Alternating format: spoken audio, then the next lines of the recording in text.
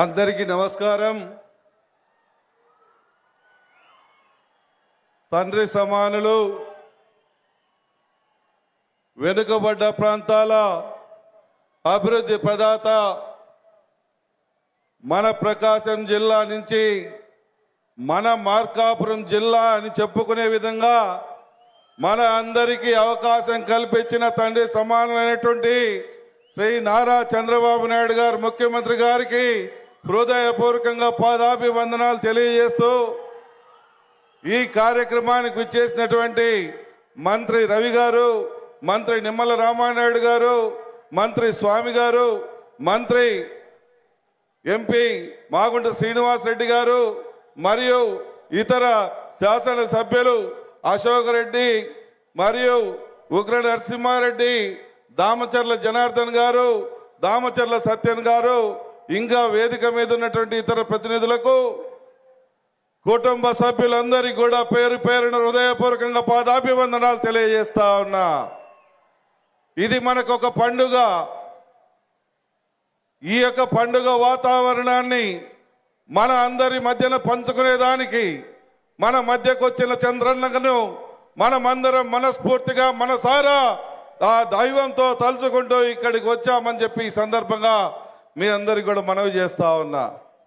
మనం కూడా చూసాం గతంలో పాలకులు ఏ రకంగా మనల్ని ఇబ్బంది పెట్టారు, ఏ రకంగా ఈ ప్రాంత ప్రజల కష్టాల గురించి తెలియజేస్తే జైళ్ళల్లో వేయించి లాఠీలతో కొట్టించారే కానీ ఏమాత్రం ఈ ప్రాంత ప్రజల పట్ల ప్రేమాభిమానాలు చూడకుండా మనల్ని ఇబ్బంది పెట్టిన మాట వాస్తవం.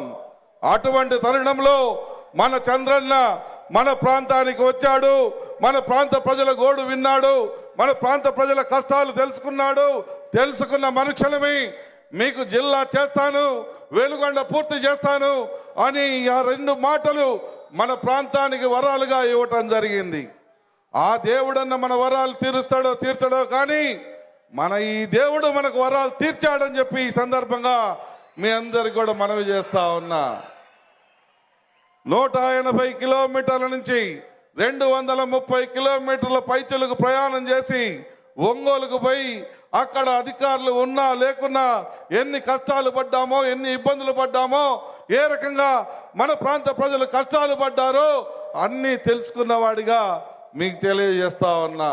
ఇది మనకు శుభదినం. మన యువతకి, మన బిడ్డల భవిష్యత్తుకి బంగారు నాందిగా పలికినటువంటి రోజు. ఈ రోజుని చారిత్రాత్మకంగా గుర్తుపెట్టుకోవాలి. ఎందుకంటే ఏదైతే ఈ స్థలం ఉందో ఇది 3వసారి ఈ స్థలంలో మన ముఖ్యమంత్రి గారు ఈరోజు వచ్చి మనకు జిల్లా ప్రకటించిన ఆనందాన్ని మనతో పంచుకుంటున్నందుకు. మొదటగా ఈ స్థలంలోనే మీకు జిల్లా చేస్తానని మాట ఇచ్చాడు. పుట్టిన రోజు నాడున ఏప్రిల్ 29, 2022న ఇదే స్థలంలో ఆయన మాట ఇచ్చారు. మళ్ళా మహిళా దినోత్సవం రోజున ఇదే స్థలంలో త్వరలో మీకు చేస్తానన్నాడు. ఇక్కడి నుంచి పోయిన 6 నెలలకే జిల్లా చేసి మన అందరి పాలిట దైవంగా తయారు అయ్యాడని చెప్పి మీకు మనవి చేసుకుంటా ఉన్నా.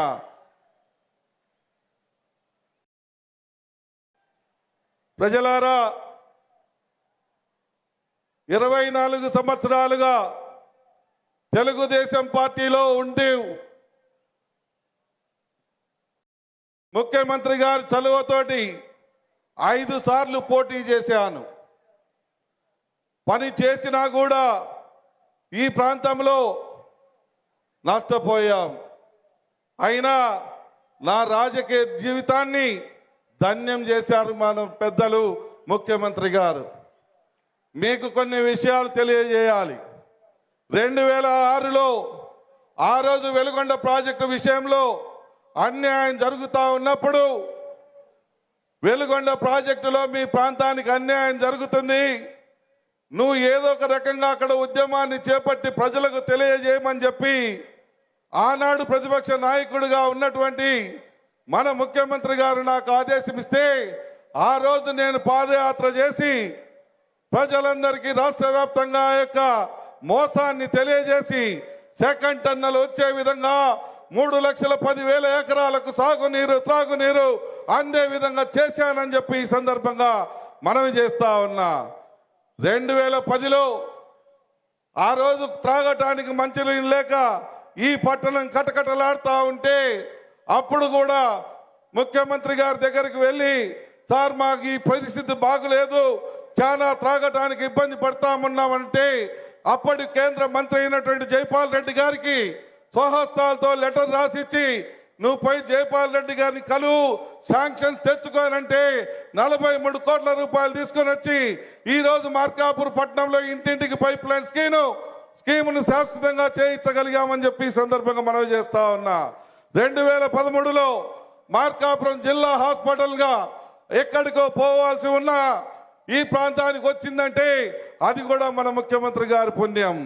అలాగే మన ప్రాంత చిరకాల వంచ ఈ ప్రాంత ప్రజల యొక్క ఆశ అయినటువంటి మార్కాపురం జిల్లాని 2025లో చేసిచ్చాడనంటే అది మన అందరి కళ. అలాగే 2026 సంవత్సరంలో ఆ వెలుగొండని జాతికి అంకితం చేసే విధంగా చర్యలు తీసుకొని ఈరోజు ఈ ప్రాంత రైతాంగం కళ్ళల్లో ఆనందం చూసేదానికి వచ్చాడనంటే మనం కూడా అర్థం చేసుకోవాలి. నా జీవితం ధన్యమైపోయింది.